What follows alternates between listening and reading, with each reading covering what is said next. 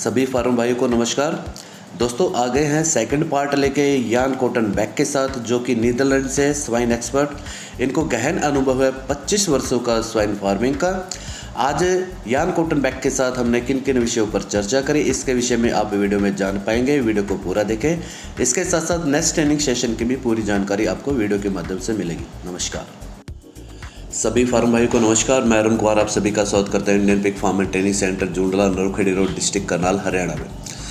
दोस्तों तबीयत थोड़ी ख़राब है, आवाज़ से आपको पता लग रहा होगा, लेकिन शो मस्ट गो ऑन। हमने आपसे वादा किया था यान कॉटनबैक, जो कि नीदरलैंड से स्वाइन एक्सपर्ट हमारे यहाँ पे आए हुए थे, इसका सेकंड पार्ट हम आपके लिए अवश्य लेके आएंगे। दोस्तों आज के वीडियो में आपको पता लगेगा फीमेल की हीट किस तरह से पीक पे जाती है और किस तरह से डाउन टू अर्थ जाती है, और किस समय हमें एआई का या नेचुरल कसीम का पहला शॉट देना चाहिए, किस समय दूसरा शॉट देना चाहिए। इसके साथ साथ एनिमल को सिंक्रोनाइज करके किस तरह से एक साथ एक से ज़्यादा फीमेलों को हम गर्भवती कर सकते हैं, ताकि एक ही बैच के अंदर ज़्यादा एनिमल आपको एक ही एज के मिले, एक ही वेट के मिले, ताकि कटिंग का माल तैयार करने में भी आपको आसानी रहे। इसके साथ साथ एनिमल को किस तरह से कैथरेट लगाया जाता है, कहाँ पे आपको सीमन रिलीज़ करना चाहिए, क्या क्या समस्याएं आती है कैथरेट लगाने के बाद, इन सब के ऊपर भी विस्तार से सर के साथ चर्चा हुई। हम सर का बहुत बहुत धन्यवाद करना चाहेंगे। उन्होंने हमारे स्टूडेंट के साथ हमारे साथ अपना बहुमूल्य समय निकाल के हमें काफ़ी कुछ सिखाया, काफ़ी कुछ पिगरी के बारे में बताया। तो दोस्तों अगर आप मेरे चैनल पर नए हो तो मेरे चैनल को सब्सक्राइब अवश्य कर ले, ताकि मेरी वीडियो की नोटिफिकेशन आप लोगों तक पहुँच के। आशा करता हूँ आपको वीडियो बहुत पसंद आएगी। अगर आपको मेरी वीडियो पसंद आए तो लाइक करें और कमेंट अवश्य करें। धन्यवाद, नमस्कार, जय Hind. So you put a mic here. Okay. Yeah. So you can explain. Yes. From the With the normal pipette, you go until here, and then by you don't have to push. Some farmers they have the little bottle and they squeeze. When the sow is good in heat, she will absorb the semen by herself. You don't have to squeeze. It goes. Maybe sometimes it takes 15 minutes, but don't squeeze. When you really have to squeeze the bottle, maybe you are too early with insemination. And the other pipette, what is coming out here, you can push here, and then this one comes out. It has to go here. But very often we see you get hit here. Let me explain this the wall. Yeah. इनका कहना क्या है कि जो ये long वाले मैं But this one hit the wall here of the cervix, and it has to go actually like that, round the corner.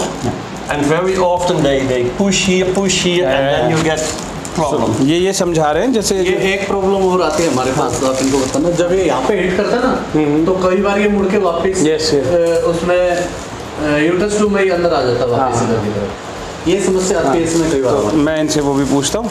तो इनका क्या कहना है, जैसे आज अभी भी आप एआई करेंगे तो जो लंबे वाली ये जो आपकी पिपेट है, आप इसको ऐसे डालेंगे, इसको यहाँ पे बेसिकली जब आप इसको पुश करेंगे तो इसको या तो ऐसे जाना चाहिए या ऐसे जाना चाहिए। लेकिन बहुत बार इन्होंने ऑब्जर्व करा है, जैसे ये यहाँ पे भी हो रहा है, आप देख रहे हैं ना, ये यहाँ पे हिट करते हैं, तो यहाँ पे अगर हिट कर जाएगी तो वो सर्विक्स वॉल को डैमेज कर सकती है। तो और दूसरा इनका कहना है कि जब आप पिपेट डाल रहे हैं तो आपको एकदम से उसको पुश नहीं करना है, पंच नहीं करना, रिलीज नहीं करना है, उसके लिए वेट करना है राइट टाइम के लिए। हाँ, तो वो उसमें 15 मिनट भी लग सकते हैं, 10 मिनट भी लग सकते हैं, 1 मिनट भी लग सकता है। अपने आप स्क्वीज, हाँ अपने आप स्क्वीज करेगा वो, ठीक है। तो इस चीज़ का विशेष ध्यान रखना। तो इसीलिए इन्होंने जो अभी बताया कि होलैंड का एक्सपीरियंस, कि हम छोटे वाली इसलिए यूज़ करते हैं ताकि ये रिस्क ना रहे।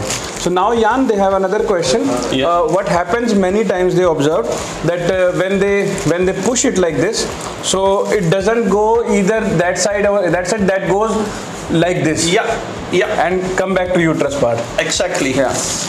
But that is the problem with these ones. Sometimes indeed it comes back, and then you release the semen here. You want to actually release it here, and the semen itself, it goes here. There is no difference in litter size. We could not find that we had better results. So with that one it is enough. You go in here and you hang, of course, the bottle of the back. I don't know what you use, but let it go by the sow themselves. Don't squeeze. Not squeeze नहीं necessary. करना उसको। दबाना नहीं है। अपने आप female vacuum करेगी उसको, अपने आप क्यों चाहिए उसको अंदर की। और दूसरा ये कह रहे हैं कि जैसे अभी अरुण जी बता रहे थे कि वो वापस घूम जाती है, तो वो स्पर्म को या तो यहाँ पे छोड़ देगी या कहीं पे भी छोड़ सकता है स्ट्रॉ। उससे क्या होगा, फिर हम लेटर ऑन या तो लीटर साइज की प्रॉब्लम फील करेंगे इसकी प्रॉब्लम आएगी या कंसेप्शन की फील करेंगे। मतलब ये है कि जहाँ पे ये during 1 AI, so they have a dosage of 30 to 80 ml of semen. So Yeah. what is the optimum quantity once? Yeah, it depends what is the dilution rate. From one bore you can make 15, 20 doses. Yeah. But I think 80 ml is enough. Enough. Yes. 80 ml is Yes. enough. 80 ml की dose देकर female के लिए काफ़ी रहेगी। 30 ml से लेकर 80 ml तक। हमारे जो बोर है वो 300 ml to 400 ml semen release कर लेते हैं एक बार में। Yeah. So here what they observe, like one bore releases 300 to 400 ml in one. Yeah, up to half liter sometimes. Yeah, but you can make 20 doses. You dilute and you put your Yeah. But I mean, in 1 milliliter there are 10 million Yes. cells, so that is Enough. more than enough. Yeah, even when half of them is viable, Too much. it's still enough. एक Yeah. ml के अंदर 10-10 लाख शुक्राणु होते हैं वीर्यम semen के अंदर। उसकी एक बूंद भी काफ़ी है, लेकिन डिपेंड करता है फीमेल कितनी हीट पे है, ब्लॉक पोजीशन पे है नहीं है, सीमन कैसे वो खींच रही है अपनी तरफ, उसको कितना फील हो रहा है सीमन को लेने के लिए। तो डिपेंड करता है फीमेल की कंडीशन के ऊपर किस तरह से आप फीमेल की एआई करते हैं। प्रोसेस फॉलो करते हैं। फीमेल का फर्स्ट डे ऑफ फीडिंग जो होता है जिसमें फीमेल स्टेबल नहीं होती, हाँ वो हम स्किप करते हैं। जी। सेकंड डे और थर्ड डे उसके बाद हम 2 शॉट लगवाते हैं। ये गिल्ट्स का? गिल्ट का, हाँ। चाहे वो नेचुरल कंसीविंग हो चाहे फिर उसकी एआई कर। देखिए दोस्तों, ये फीमेल की हीट का ग्राफ बनाया गया है। यहाँ से फीमेल की हीट शुरू हो रही है 0 आवर से। जो फर्स्ट आपको इंसेमिनेशन 8 घंटे तक फीमेल स्टेबल खड़ी नहीं होगी। 8 घंटे के बाद फीमेल स्टेबल खड़ी होनी शुरू होगी। तो 8 घंटे से 10 घंटे गैप लेके, यानी कि 18 से 20 घंटे के आवर पे आपको फर्स्ट एआई करनी है। एंड सेकंड, जब उसकी हीट डाउन टू अर्थ जा रही है, नीचे की तरफ जा रही है, उस समय जब आपकी फीमेल को 30 घंटे हो चुके हो, इस 8 घंटे को छोड़ दें, उस समय पे आपको इसकी second Gestation feed plus 150, 200 gram sugar. And here is lactation feed. Change to gestation feed and we give extra sugar. Why? Here sows are losing body condition because they have to make milk, that their fat is used, the Yeah. body fat to make milk. As long as they are losing fat or losing body weight, they will not get in heat. Yeah. So we want them to start growing again. Yeah. Otherwise they won't get any. And we want to stop the milk production. Lactation feed is high in calcium and high in crude protein. Yeah. Yeah? These two are needed to make milk. So we don't need that one. We don't want that one. Okay. And gestation feed is lower in this one, but lower also in energy. That is why we give sugar. Sugar has very fast absorbed energy. Yeah? And then another advantage of sugar is sugar makes insulin. Yes. And insulin makes LH, luteinizing hormone. And this hormone is responsible for releasing egg cells. Okay. So when you have high insulin, you get higher this one, and most probably what we think is that you get more egg cells released, Yeah. and that means a bigger litter. Bigger litter, yeah. Yeah. Female को heat पे लेके आने का सीधा सीधा process है। आप उसको बोर के पास लेके जाएंगे, दोनों एक दूसरे को स्मेल करें, लेकिन एक रूम में नहीं जाना देना। उनकी जो जिज्ञासा है वो बढ़ानी है क्रॉसिंग के लिए। जैसे ही फीमेल स्टेबल हीट पे होगी, फीमेल ब्लॉक पोजीशन पे आएगी, बोर भी पसंद करेगा उसके साथ क्रॉसिंग करेगा। ज़्यादा अच्छा सीमन रिलीज करेगा, पुशअप ज़्यादा लगाएगा, आपकी क्रॉसिंग सक्सेसफुल हो जाएगी।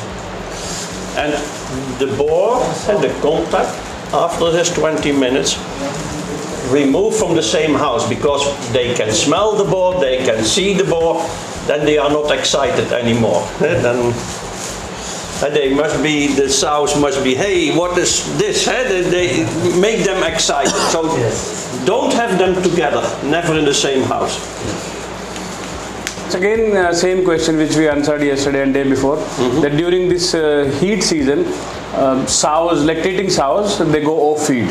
Yeah. So देखिए उसमें क्या है, हम 2 दिन से ये सवाल सुनते आ रहे हैं, जैसे आपने भी बताया कि बहुत लोगों का सवाल आता है। इसमें क्या है, एक तो हमें उसको एम्बिएंट टेम्परेचर देना है, जो भी हम फीडिंग कर रहे हैं वो उस समय पे करनी है जब खाने का समय सही हो। जैसे अभी मान लो गर्मी बहुत बढ़ जाएगी, उस समय देंगे तो नेचुरली वो नहीं खाएगा, तो ठंडे टाइम पे देनी है एक चीज़।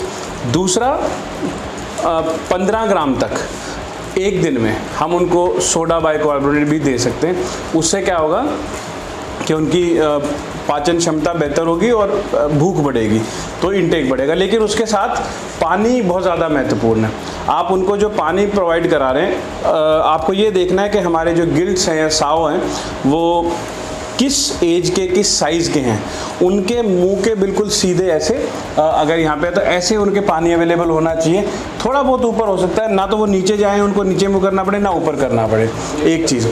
दूसरा, एक साव को या जो मादा है उसको 1 मिनट में 2.5 लीटर का 2.5 लीटर्स पर मिनट का वाटर प्रेशर अवेलेबल होना चाहिए, और जो बच्चा है, पिगलेट है, उसको 1 लीटर प्रति मिनट का वाटर प्रेशर अवेलेबल होना चाहिए। आपका टोटल अमाउंट ऑफ फीड है पूरे दिन का, उसको आप डाइवर्ट कर सकते हैं। जो आप 2 बार डाल रहे हैं उसको 3 बार डाल दीजिए, अच्छा रहेगा। जितना ज़्यादा बांट के एनिमल खाएगा उतना ज़्यादा उसको डाइजेस्ट कर पाएगा, अपने FCR बढ़ाएगा, बॉडी वेट बढ़ाएगा। Sodium bicarbonate in the feed will stimulate feed intake. Yeah. Up to 15 grams? Maximum 0.5%. So 30 grams per kilogram of feed is enough. I say they should be at least 85, 90 kg at first insemination. Body weight and an age of 210 to 225 days. When you have a gilt only 180 days and already 90 kilograms, it's still like a child, but big. They are not mature. The ovaria, this one is not developed. That is age.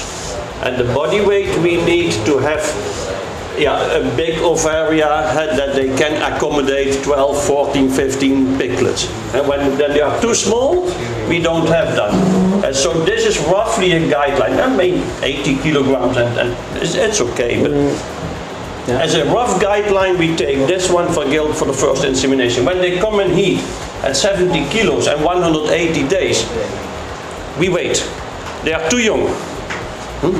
And you will get maybe 5 piglets and the next time also 5. We don't want that. We wait till they at least reach both of these. आपको क्या करना है, guilt को AI करने के लिए या mating कराने के लिए या हीट ऑब्जर्व करने के लिए, हीट को तो डिटेक्ट करना है, लेकिन आपको ये 2 चीज़ें और ध्यान में रखनी है। एक तो 85 से 90 किलो उसका वज़न होना चाहिए। अगर वज़न है तो उसके दिन भी 210 से 225 के बीच में होना चाहिए। बहुत बार ऐसा होगा कि दिन 180 हुए हैं और वो ऑलरेडी 90 किलो की है, तो उसमें उस केस में क्या होगा कि वो वज़न में तो पूरी हो गई, मोटी हो गई, लेकिन या भारी हो गई, उसका ये जो ऑर्गन है वो पूरा डेवलप नहीं। Of course. Second heat.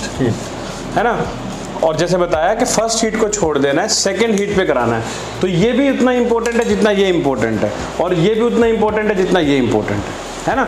ये दोनों चीज़ें सीक्वेंस में और एक सही उसमें सिंक्रोनाइजेशन में। कई बार हमें सिंगल शॉट करना होता है, मान लीजिए 10 फीमेल को एक साथ कंसीव कराना, सिंक्रोनाइज करना होता है। हाँ, तो वो नेचुरली तो सब एक ही टाइम पे आएंगे नहीं, तो उनको प्रेशराइज करके लेके आए। So they are asking for like synchronization of heat. So if they deny for the natural heat, but they give some injections or like forced heating. Yeah, so is it good? you can do synchronizing with injection, but yeah, I don't think it's necessary. The gills, they come in heat when they are ready, and it is today one, and the day after tomorrow one, and next week one, and then you synchronize them with weaning. Maybe some you have to wean then at 26 days, another one at 28, and another one at 35, but then wean them at the same time and start with this one, and then they will approximately get at the same time in heat. That's a much nicer way than an injection.